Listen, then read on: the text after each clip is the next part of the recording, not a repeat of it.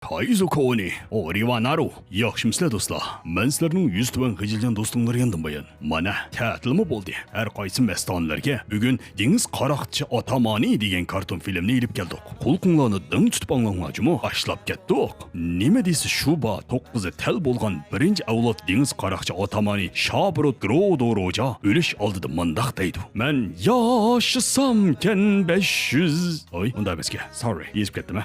Mundaq deydi. Mening boyliqim kerakmi? Men g'azab bir boyliqni ulug' dengiz yo'lining bir yeriga tiqib etdim. Yomon bo'lsang tepsha. Shuning bilan dengiz qaroqchilarining oltin davri boshlanib ketadi. Esel, lekin loja sang shuni deb qo'y. Eng oxirida qopab haqiqiy boyliq degan baxtday, bilimay, salomatlikka deb tayin yo'q baylasibdek gaqildigan bo'lsang, teshangdan ikkini ep qo'ydim. Vansayringni qo'lab tishib etimi. Okay, mushundaq tinish bir kunlarda paroxtga ishga matros bir tungni deb bo'ladi. Dal mush vaqtda bu paroxtga dengiz qaroqchisi Satxotin Yarletning ko'zi tushib qoladi. Mana bu Yarletning qo'l ostidagi bichar bolaning ismi Kobi. Kobi? Hey, bek yaxshi o'ynaytding ha topni. O Kobi emas. Kobi bilan bir necha sho'rka yog'och tungni ochay deb turishi bilan to'satilla ingakka bir mosh deb bir yigit chiqib keladi. Ammo bu yigit shunchalik xushxo'yki, ochiq uchi ko'rinib qolguchi og'izlarini ichib vaqiraydi. Bu Kobi'dan o'ta parvoy palak shiroy kelgan yigit dal bosh personaj Monkey Rufi. Qo'rqib ketgan Kobi uningga o'zining bechora kechirmishlari so'zlab berdi. Men bek yuvosh boladim. Opam dadam uyda g'it qisib o'ltatsa anglamay taloq qechib yugurib chiqib, semiz cho'kam payda qiladi deb mush xotinning kayniga kirib mush kunga qoldim. Go'shvoshli bir nima ekansan-ku amisa. Undoq demagina, mening bu yaxshi odam bo'lg'im bor. Amisa u xotinga bir qattiq yaqib baq. Amisa erkak bo'lolmaysa. Dal mush vaqtda Yarlit to'g'risini tishib tushdi hamda Kobiga tahdid soladi. Kobi! Oy jonim, deb baqa. Bu dunyoda eng satan xotin kim o? Sen bir begimot badan oqichiroy qiyri. Bu haqoratga chidamagan xotin kaltaklarni o'ynatib bir qafas ilishmoqchi bo'ladi. Lekin bizning Lufimo omash ichib cho'ng'an bolalar emasda. So'zib tatib oshib peqirtib yiroq tatib kelib qo'saqqa birini urib kendigini dumbisiga olib ketadi. Hayron bo'lmanglar. Mana bu yigit dal rezinka mevasini yavolgan badani rezinkadek xolgancha uzrab qisqira oladigan Luffy. Uzrab qisqira oladigan. Nima degan yaxshi naray bu? Shun qizlar amrahkanda Luffyga. Bu bodakni palakka chiqargandan keyin Luffy Kobini ilib yo'lga chiqdi. Sen bayatdan bir qilishvozning gapini qildingmi? Zoro. Iliq haqni do'ng'aytib yonpishiga Z deb yozdiganmi? Yo'q, bu bidibash bir qilishvoz. Bular Zoro turishliq yerga kelib, Zoroni sepiga qayta olmoqchi bo'ladi. Bu yerning boshlig'i mey bir yashangan sapro kishi bo'lib, ismi Manqa Paltaxun edi. Luffy chatoq chiqarib, uning o'g'li Marini urib manqasini chugib etdi. Sen meni urib menga dadamga chiqil baqmagan. Men dadamga deyman. Dadam quliqqoni keshib etdi. Dada, bir bola meni urib ketdi, qarab baqa. Sen chiqingda meni urib baqmagan shundaqo. To'xta. Amsa hozir beni urib etay. O Delta. Mana bu kapitan Manqa shundoq sapro edi. Luffy Zoroga bezanglik qilib sepiga qaytilishni so'raydi. Zoro bo'lsa, mening qo'sqam yechib ketdi. Mama o'shanchi qoshan yo'q. Yo'q.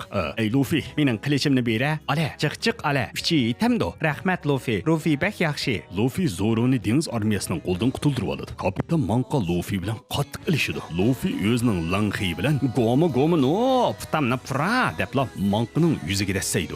Zoromi Manqaning inkiga pichiqini bilib ishlarni oyoqlashtirdi. Luffy bilan Zoro Kobini tashlab qo'yib safarga chiqdi. Safar jarayonida Luffy o'zining qandoq bo'lib so'zilib tortishib rezinka bo'lib qolganligini so'zlab berdi. Men asli bir sabiy, g'azab, g'ururliq bir bolatim. Ma'limizdagi bir qizil chashliq Lekchak akamiz Shanks degan bir bola, dengiz qaroqchisi bo'lib, entayin olqishga erishib ketgan. Shunga men mush ishni bir aqdga ish o'xshaydi deb, bak havas qilgan. Bir kuni kasam bir mantangchiray qaroqchi bo'zaq qilib yuziga suv to'kib etdi. Qarasam Shanks jim turdi.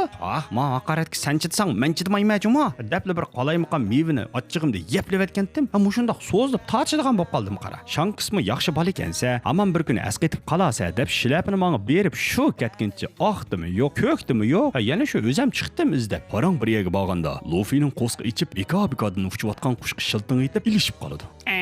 tutqizinglar. Yakuyning bolasi. Luffy ezib-tezib g'azab bir yaman rayimsiz deb nom olgan Joker Bajining orlig'iga osmondala tushib qoladi. Mana mushu yerda bu kartondagi tunji qiz personaj dastlabda faqatli ko'yginglar kelmaydigan, lekin 517-qismdan keyin amma bisib ko'radigan bo'lib ketadigan omaq bir qizchaq Namini uchirtdi. Nami ham bir dangliq o'g'ri bo'lib, maxsus dengiz qaroqchilarining boyligini o'g'irlaydi. U qiz Bagining boyligini o'g'irlab ketishiga Bagining qo'lchimoqlari uni tutib oldi. Dal mush chog'da Luffy qallaqina qibla osmondan tushdi. "Voy, jonim keldingizmi? Siz maviga qarab turing, men bizga dikkini bir berib kelay." Azaldan dikkini bir berib kelay degan odamlar qaytib kelmagandek, Nami mu Luffyni urishga sap qo'yibla yo'qab ketdi. Lekin yana bir yerlardan qiymay mundaq bir qarab baqsa, Luffy allaqachon ularni urib mo'mahay qilib etgan edi. "Wow, yangingiz disko ekan-ku. To'xtasizlar, apraysizni qiqas bir yerga." Nami Luffyni aldab silab, aldaydi silamaydi. Ish qilib goldab yurib Bagiga topshirib berdi. Bagi, u zodi kim? Bo'ynidan burni yo'g'on, po'dig'idan bo'ri yo'g'on bir g'azabli bir g'absi bir otaman edi. U Luffyni zambirakda bir taraf qilmoqchi bo'ldi. Nami bo'lsa, yana bir yerlardan ichib kuyib, Luffyni qutuldirmoqchi bo'lib qoldi. Ohoy, yaman bir jo'je qiz bola nima bu? O'zi tutib chidamay, yana o'zi qutuldirib, burungi qiz do'stlarimga o'xshab qolamdi nima qiz do'stlarim? Men nima ko'plik qo'shimsiz ishlatdim. Bo'ldi. Bu muhim emas, o'tib ketaylik. Bu chog'da Zoro paydo bo'lib, hammangni chanayman deb tayyor turdi. Chanamsiz, chananga, menimi chananga. Joker Baji bo'lsa, Zoro tarafidan parcha qilib o'tdi. Lekin nada unda qasanish bo'lsin. Baji chanash mevasi yavolgan iqtidoriga ega bo'lib, chaydo pichoq uningga qaqilmaydi. Amal qilolmagan Zoro darhol zambirakni Bajiga qartib o'q chiqarib vaqtincha qutulib qoladi. Lekin yana nada unda qasanish bo'lsin. Tuyuqsiz oldiga bentay chiray Shiyangdan bir paydo bo'lib, o'zidimi yo'g'on mushuk bilan ular hujumni boshlab ketadi. Bu kartonning qoidasi bo'yicha qancha oqsa deb maydonga tushsa, tayoqni shuncha ig'ir yeydi. Darvaqa, bu Shiyangmu bir mushqa yaramadi. Akshat havo kelgan Baji intayin o'moq bo'lib, chiroylari maymoq to'shayga o'xshaydi. Luffy uningga intayin tamkinlik bilan shuncha yaxshi gap qilsa anglamay, davxoliqni qilaverdi. Mana ems ko'zimdan ucha deb Luffy chiroyli bir mushti bilan Bajini parchalab onasining yoniga olib o'tdi. Hamda bu yerda yomon tafsiliy so'qashgan yerlari bordi, lekin voy tattut qilgan yerlarini degini bo'lmaydi. Ishqilib yaman urvetida, yaman urvetida. Bu yerdan chiqqandan keyin Luffy Namini o'zining sepiga qaytib oldi. Albatta shunday qilish kerak-da. Chunki bo'lsin desang o'limi tez, sepingda bo'lsin satan qiz degan gap bor-da. Nami chiroy desa chiroyi bor, shinchay desa shinchaysi bor. Mol dunyoga havisi bor, onda-munda ochchig'i bor. Bir o'zgacha qiz bola bo'lib, o'zgacha? Nari o'zgacha? Bunda qizlar jiqqu. Lekin uni deymiz, buni deymiz, muhimi chiroyliqda. Chiroyliqqa nima deyalaysa? Shuda sening go'zal simoying, davxoliqqa dasmoying degan gap bor emasmi? Okey.